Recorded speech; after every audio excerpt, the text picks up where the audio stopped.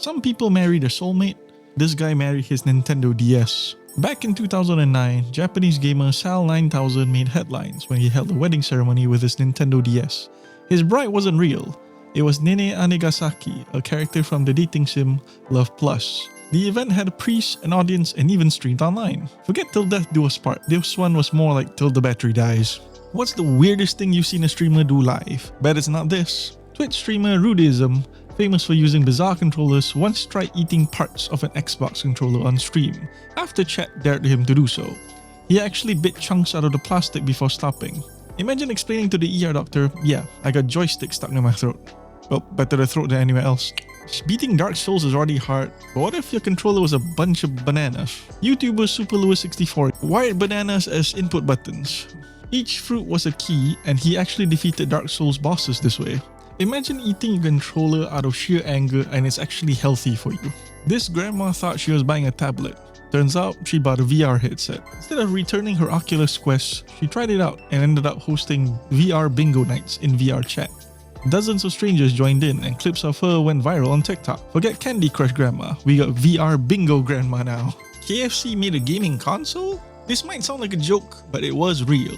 In 2020, KFC announced the KF console, built by Cooler Master. It had the power of a high-end gaming PC, ran 4K games, and had a built-in chicken warmer that kept your meal hot while you played. Finally, a console where your hands get greasy before you even touch the controller. You've seen PCs powered by graphics cards and CPUs, but what about potatoes?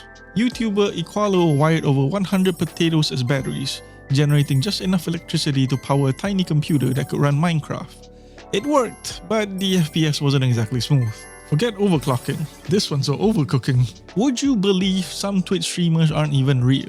In 2023, clips started surfacing of AI-generated VTubers on Twitch and YouTube. They played games, chatted, and even read donations, but behind the scenes, there was no human at all, just an algorithm. Now, just to be clear, this is not a shot at all VTubers, as we know that there are actual real people behind the VTubers. These are specifically AI-generated VTubers, where there is no human whatsoever in the background. Just algorithms. Some viewers still donated though, simping for literal code unfortunately. When your parents ban you from gaming, you just have to get creative. A teen named Dorothy went viral on Twitter after secretly downloading Fortnite onto her LG smart fridge. She even tweeted from the fridge to prove it. Epic Games really said available everywhere, and they really meant it. A wireless keyboard that needs a wire? You won't believe this tech fail. A user rang tech support after not one, not two, but 3 wireless keyboards died simultaneously. The support guy asked, "Did you toss the charging cables?" And he got the answer of, "We thought wireless meant no cables ever." Turns out those keyboards were wireless only in Signal. They still needed cables to charge, which should be obvious to most people right now. So remember, if you bought a wireless keyboard, a mouse, or anything really, just make sure you still keep the cables because you need that to charge the device.